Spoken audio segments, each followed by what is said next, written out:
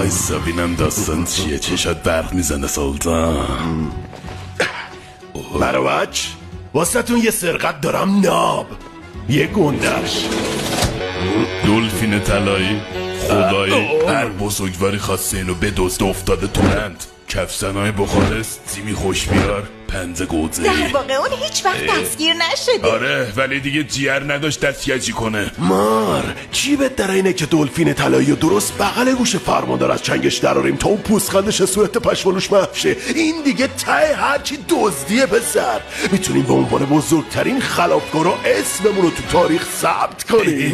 داداش فکر کردم نباید قضیه دزدی‌ها رو شخصی کنیم. به علاوه ما این همه چیز میز داریم، رفیق داریم، آزادی داریم، این همه پول در ورده.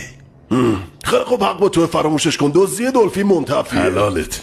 گمونم خوب چه بالاخره به جایزش میرسه. آره بابا